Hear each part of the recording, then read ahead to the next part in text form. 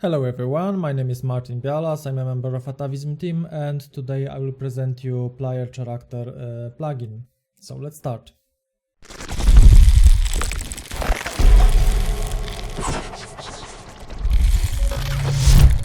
As usual, in order to open and configure Atavism plugin, we have to open Atavism editor. So we have to click on Windows section and click on Atavism Online. So we can see Atavism editor window, and we can navigate to plugin by just putting the name like player or the player character. Plugin is located in character group, so we can click on group and click on plugin.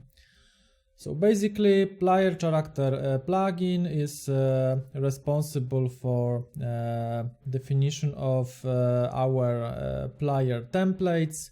So as you can see, we got character race, which we can pick from the list. This list can be also adjusted. You can add more races or less races. You can add more classes, so you can define it and adjust it to your needs. So as you can see, we have race, we have class, we have faction. So it's basically defining attitude or approach to other factions.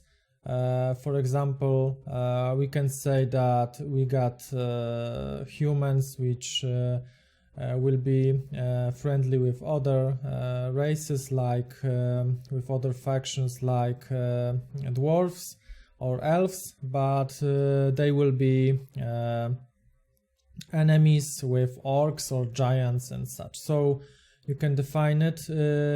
Factions can be defined in the faction plugin. It's a separate plugin which will be explained in another tutorial.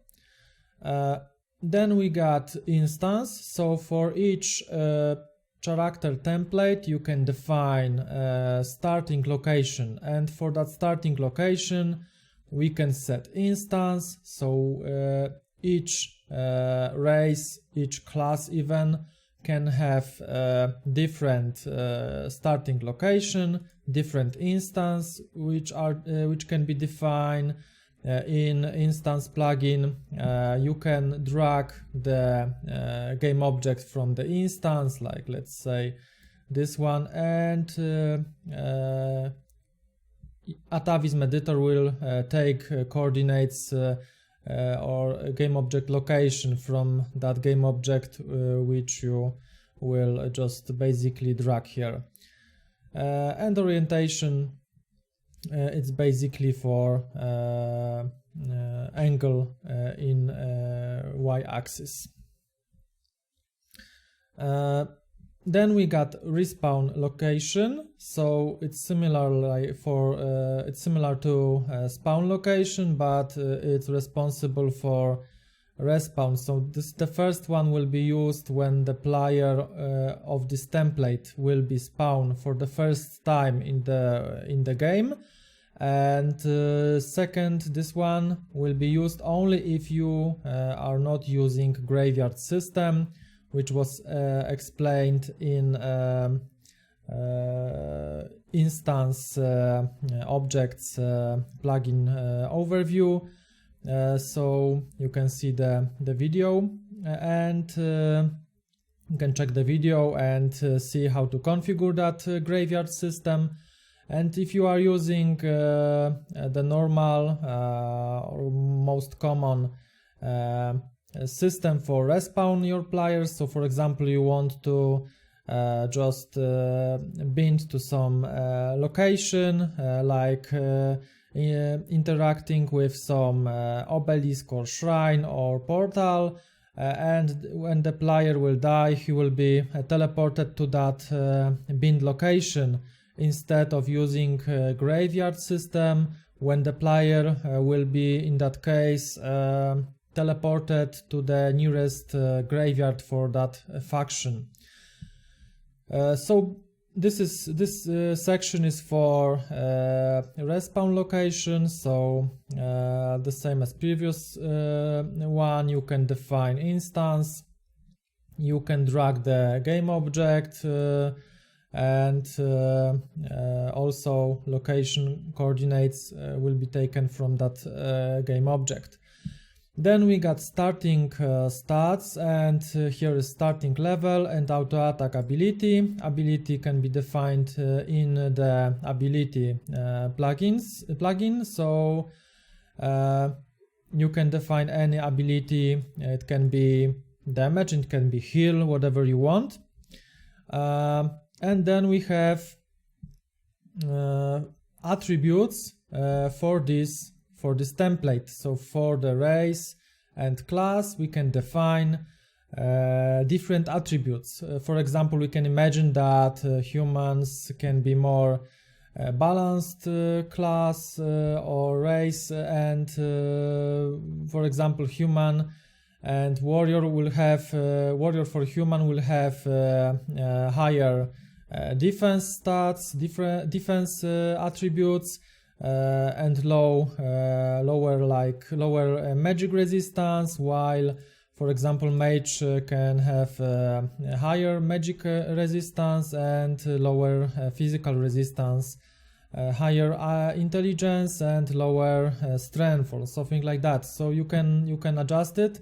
Along with, you can change the race to something different, and you can adjust these attributes based on these values. So here you can find some predefined attributes like attack speed, critical rate, resistances, dexterity, endurance, evasion, health, mana. There are many attributes here, strength, willpower, and you can add more. They can be defined in the stats plugin, so you can check stats plugin tutorial or overview for this part, and you can adjust it. Basically, you can define base value here, so we can say that our player can have or this template orc mage will have 2000 attack speed, and this value is a base value, and it will be increased by 20 per level and 5% per level. So here you can define value and this value will be taken into account while our character will level up, and the same rule applies for the percent of this for this attribute. And you can define each of these attributes, of course, and when we will hit save, so if we will scroll up, this template will be saved. If we will hit save, we can see that we have few more options here. So we can define starting skills, like for example, it can be two-handed sword for orc, or we just pick the mage, so it can be mage staff skill. We can have some alchemy, etc. So we can have multiple skills. They will be available for our template at start, so you can define them in the skills plugin, which also was explained in skills plugin overview. And here at the bottom of the page you can see starting items. So we can have multiple starting items. We can have like wooden stick or something. These items are predefined. You can also adjust the list and add more, or delete something from the list if you want. So it's configurable, and you can do that by just configure the items here in the items plugin. so you can see the same list, and we can configure the items here. It was also explained in another tutorial, items overview, items plugin overview. So here we can define number of that type of items, so that player character, this template, so orc, if our player will pick the orc race and the mage class, he will get the wooden stick, 10 wooden sticks we can say, and we can add more. We can even put the armor on the character or some equipment like weapon at start, so we can say that this mage will just get the cloth hood, and we can tick the equip checkbox here. So what does it mean? It basically saying that this item, after the player will for the first time will enter the world for this template, he will just get the item, and this item will be equipped on his character. So you can find more examples in the edit tab here, so we can expand that list, and you can see predefined templates here. So for example, we got human warrior, so we can see that race is human and class is warrior, of course. So we can see starting location, respawn location, some attributes here. This template doesn't have auto attack ability set, so it won't use it. And we have starting skills, like because it's a warrior, we got two-handed sword skill and some mining, woodcutting and herbaling. And these skills also can be defined in the skills plugin here. So we can see we got two-handed sword, and of course for this skill we can attach abilities, so we can have multiple abilities for the skill, and we have automatically learn checkbox ticked here, so our character will get, this is empty, so we'll get two abilities at start. First is spinning sword and second is critical charge. They both are for skill level 1, so our player character will get that skill at level 1, so automatically he will get these abilities at start. We can say that, for example, the magic bolt will be available for our character at skill level 10, so after our character will level that skill two-handed sword to level 10, it will automatically learn magic bolt ability.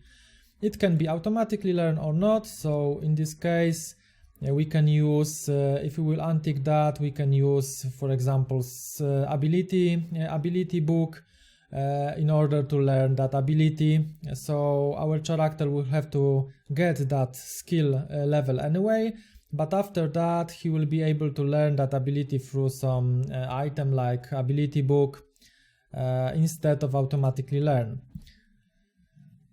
So as you can see, it's pretty flexible and configurable plugin. We can have multiple templates, multiple attributes for our template. We can set starting and respawn location, we can use graveyards or not, we can adjust and attach many skills and many items as we want. So that's all for this part. Thanks for watching, I hope you like it, and see you in the next tutorial. Bye bye.